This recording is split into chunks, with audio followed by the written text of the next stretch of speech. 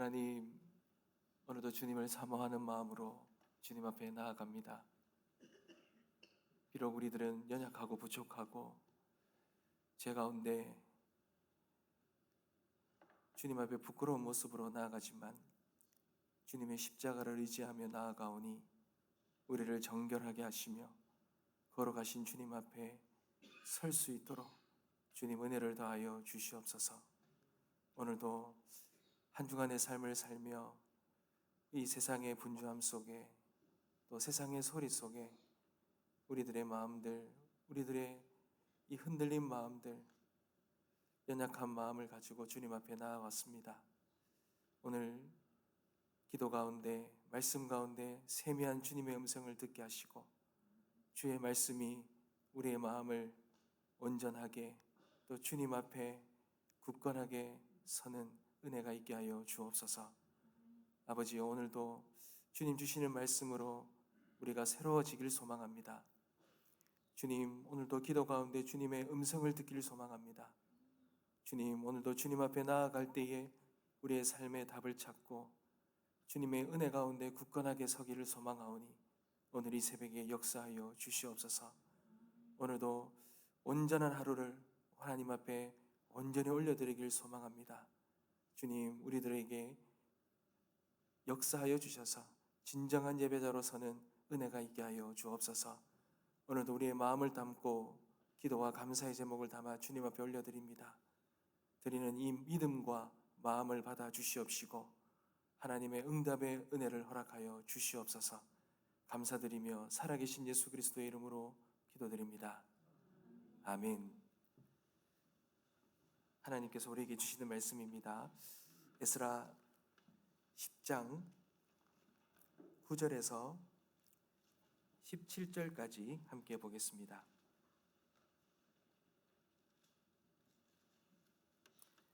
에스라 10장 9절에서 17절, 44절까지인데요. 17절까지만 읽도록 하겠습니다.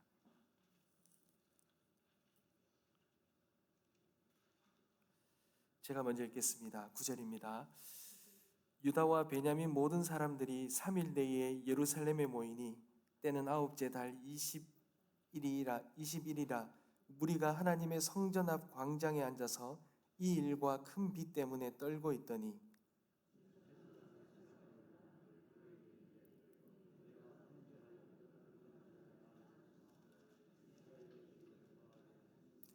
이제 너희 조상들의 하나님 앞에서 죄를 자복하고 그의 뜻대로 행하여 그 지방 사람들과 이방 여인을 끊어버리라 하니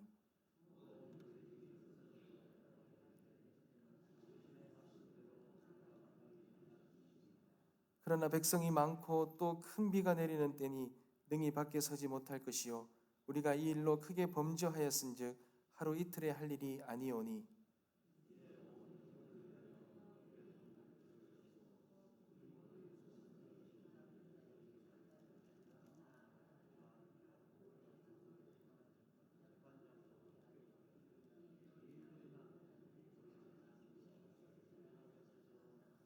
오직 아사헬의 아들 요나단과 디과의 아들 야스야가 일어나 그 일을 반대하고 무슬람과 레이 사람 삽부대가 그들을 돕더라.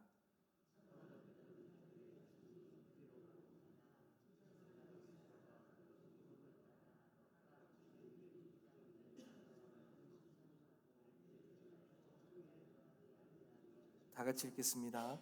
첫째 달 초하루에 이르러 이방 여인을 아내로 맞이한 자의 일 조사하기를 마치니라. 아멘.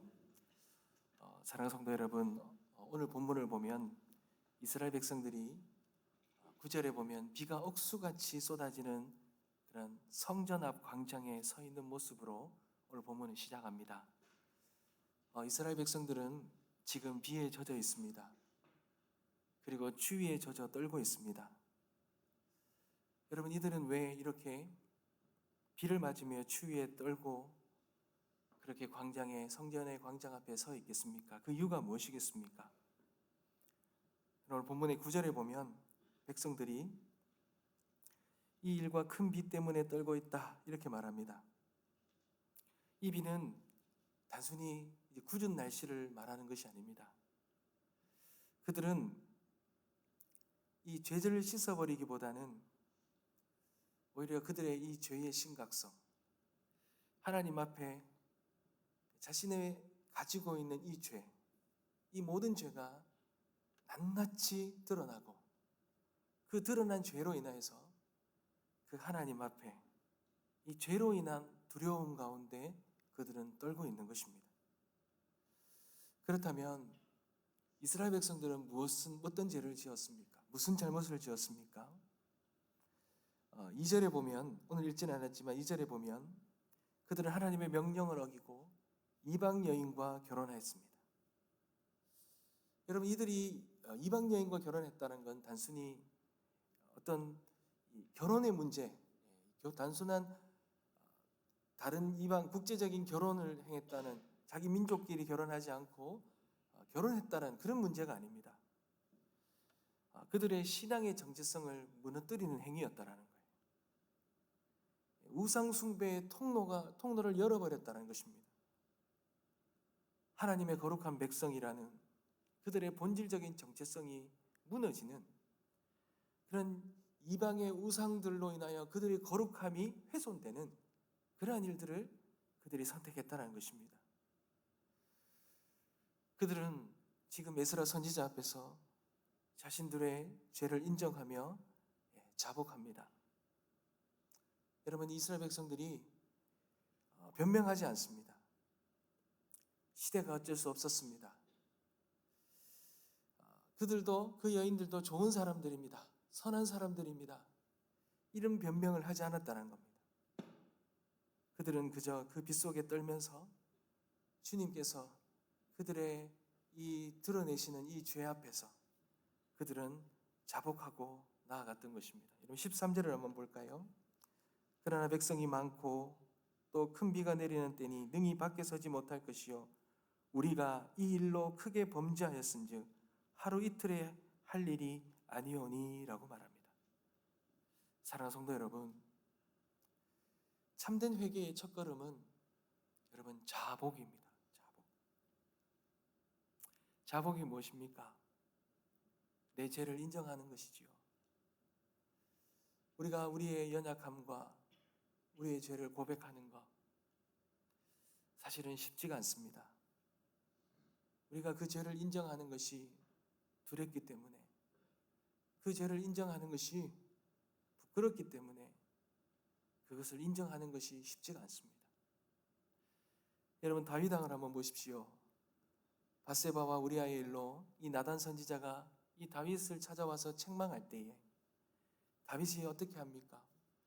사무엘하 12장 13절에 보면 내가 여호와께 죄를 범하였노라 라고 즉각 고백하지 않습니까? 그는 왕이었습니다. 왕의 권위로 나단의 입을 막지 않았습니다. 그는 왕의 권위로 자신의 죄를 덮으려 하지 않았습니다. 그는 그 죄를 인정했습니다. 자복했던 것입니다. 시편 51편에 보면 하나님이여 주의 인자를 따라 내게 은혜를 베푸시며 주의 많은 긍휼을 따라 내 죄악을 지워주소서. 그는 통렬하게 자신의 죄를 자복하며 그렇게 주님 앞에 나아갔던 자가 다윗이었습니다. 사랑하는 성도 여러분, 그렇습니다. 주님은 자복하는 자를 찾으십니다. 주님 앞에 우리의 부끄럽지만, 우리의 연약하지만 우리의 죄를 인정하고 주님 앞에 나아가는 그 자복하는 자를 주님은 기뻐하시고 찾으십니다. 사랑하는 성도 여러분, 우리의 기도는 어떠합니까? 다윗처럼 이 빗속의 이스라엘 백성처럼 나의 죄를 정직하게 하나님 앞에 내어놓고 있습니까?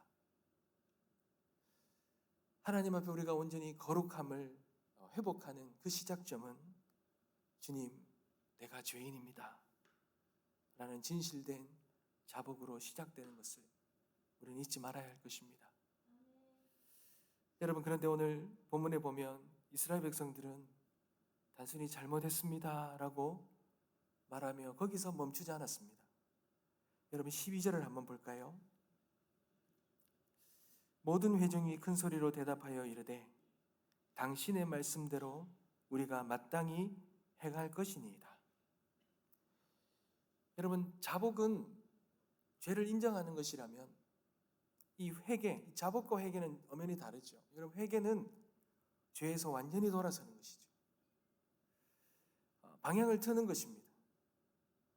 근데 죄의 단절, 죄와 단절하려는 그런 결단을 실천적으로 우리가 결단하는 것이 이 회개라는 것입니다.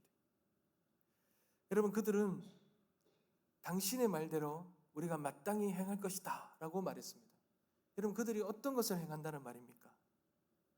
그들이 결혼한 이방 아내와 그들에게서 난 자녀들을 여러분 떠나보낸다라는 것입니다. 여러분, 이것이 얼마나 고통스러운 결단입니까? 사랑하는, 아무리 이방 여인이지만 사랑하는 정든 아내 있지 않습니까? 눈에 넣어도 아프지 않을 그런 자녀들이지 않습니까? 인간이라면 그런 정이 있고 그런 사랑이 있지 않겠습니까? 근데 그들은 그 정과 사랑보다 하나님과의 관계를 세우는 그 거룩함을 선택하겠다고 그렇게 결단하였습니다. 여러분, 이것은 마치 의사가 환자에게 당신의 팔에 암세포가 퍼졌습니다. 근데 당신이 살기 위해서는 팔을 절단해야 된다라고 하는 말과 마찬가지입니다. 여러분, 얼마나 끔찍한 말입니까? 어떻게 자신의 팔을 잘라낼 수가 있습니까? 그런데 여러분, 그 팔을 지키려다가 온몸이 죽을 수 있는 것입니다. 그러니 환자는 고통스럽지만 그 팔을 절단하는 것을 선택할 수밖에 없는 것입니다. 여러분, 이스라엘 백성들에게 이 이방 아내와의 이 관계는 그들의 영적인 생명을 갉아먹는 암세포와도 마찬가지였습니다.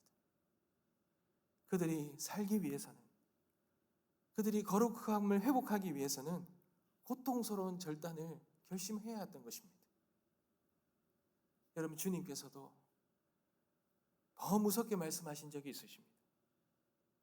마태복음 5장 29절과 30절에 보면 만일 내 오른눈이 너로 실족하게 하거든 떼어내어 버리라. 만일 내 오른손이 너를 실족하게 하거든 찍어내버려라. 정말 눈을 빼고 손을 자르라는 말씀이 아닙니다. 죄에 대해서는 그만큼 단호해야 된다고, 철저히 끊어내야 된다고 하는 주님의 그런 비장한 결단, 비장한 각오를 주님은 촉구하시는 그런 말씀이셨습니다. 사랑하는 성도 여러분, 우리에게도 그런 영적인 암세포가 있지 않습니까? 하나님보다 더 사랑하고 있는 것 우리에게 있지 않습니까? 나의 거룩함을 방해하는 그런 끊어내지 못하는 그런 습관이 있지 않습니까? 그것을 우리가 놓지 못하고 우리가 움켜쥐고 있는 그런 것들이 있지 않습니까? 오늘 주님은 우리에게 물으십니다. 너는 그것을 움켜쥔 채로 나와의 관계가 망가지는 것을 선택하겠느냐? 아니면 고통스럽더라도 그것을 끊어내고 나와의 거룩한 관계를 회복하겠느냐?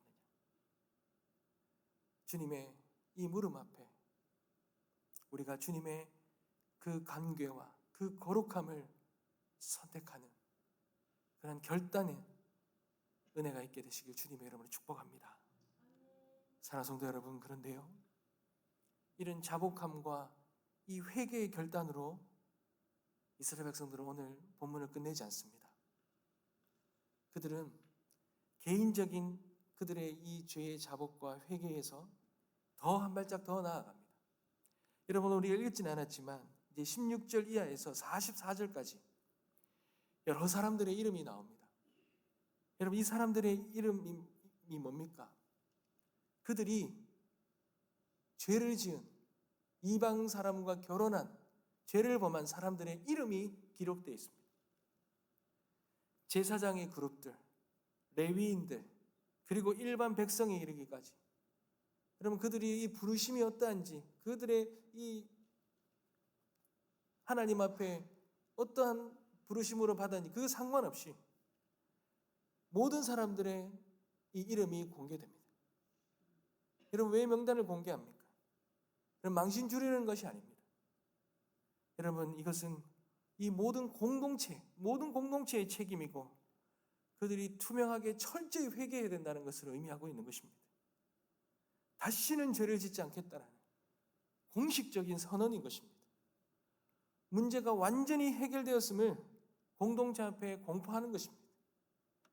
한 사람의 죄가 공동체 전체에게 영향을 미치기 때문에, 그러니 회복도 공동체 전체가 함께 이루어져야 된다는 것을 말하고 있는 것입니다.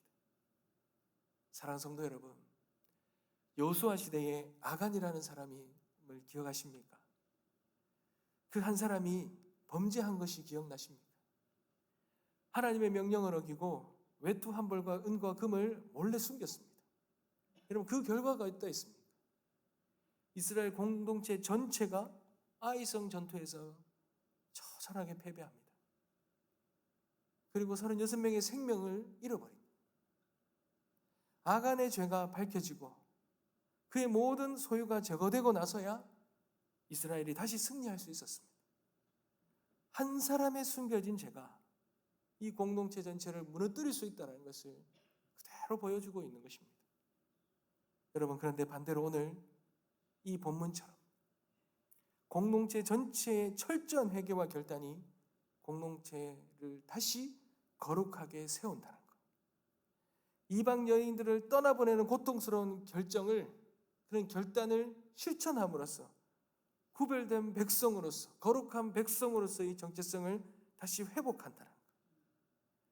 사랑하는 성도 여러분, 우리는 이것을 잊지 말아야 할 것입니다. 말씀을 맺겠습니다. 사랑하는 성도 여러분, 오늘 에스라는 이 이스라엘 백성들이 이 철저한 자신들의 죄의 이 자복과 그들의 아프지만 그들이 이 죄를 완전히 돌아서고자 하는, 끊으려고 하는 그 회개와, 그리고 한 개인에게서 멈추는 것이 아니라 이 공동체 전체가 주님 앞에 이 죄에서 완전히 돌아서고자 하는 그런 철저한 그런 회개의 모습들, 이 모습을 통하여 우리가 주님 앞에 우리의 이 거룩함을 회복하며 다시 서야 된다는 그 놀라운 메시지를 오늘 우리에게 주고 있습니다. 사랑하는 성도 여러분, 그렇지만 이 회개도 우리의 힘으로는 할 수가 없습니다. 성령님이 우리를 도와주셔야 합니다. 그래야 우리는 죄를 이길 수 있습니다. 그리고 우리가 이 고통스럽지만 이 결단을 할 수 있는 용기의 그 힘을 이 성령께서 우리에게 주시는 것입니다. 그런데 여러분, 참 감사한 것은 에스라 시대처럼 이 아내와 자식을 내어보내는 그런 방식으로 여러분, 우리의 죄를 해결하지 않아도 됩니다. 여러분, 왜 그렇습니까? 우리의 모든 회개와 순종의 자리에서 우리는 중보자이신 예수 그리스도, 그 예수 그리스도를 바라보면 됩니다. 왜냐하면 이것이 더 완결하게, 완전하게 이 죄의 문제를 해결하는 하나님의 은혜로 우리에게 주신 것입니다. 이스라엘 백성들이 자신의 죄 때문에 가족을 잃은 고통을 겪어야 했지만 하나님께서는 우리의 죄 때문에 하나뿐인 아들 예수 그리스도를 잊는 고통을 감수하셨어야 했습니다. 그러니 십자가는 우리 죄에 대한 하나님의 가장 고통스러운 이 절단이었습니다. 그러니 예수님께서 우리를 대신해 찢기시고 버림받으심으로 우리는 하나님과의 관계가 회복되지 않습니까? 그리고 우리를 거룩한 공동체로 불러주시지 않으셨습니까? 사랑하는 성도 여러분, 그러니 오늘 우리 안에 끊어버려야 할 그런 죄된 모습들 주님 앞에 자복하며 예수 그리스도의 그 십자가를 의지하며 주님 앞에 나아가 우리가 철저히 고백하며 회개하며 나아간다면 하나님께서 우리를 거룩하게 세워주시리라 믿습니다. 그리고 우리의 이 믿음의 여정 속에 주님 앞에 진정한 이 죄를 이기는 승리의 삶으로 우리에게 허락해 주실 줄 믿습니다. 주님 앞에 나아가는 오늘 귀하고 복된 이 새벽이 되어지시길 주님의 이름으로 축복합니다. 기도하겠습니다.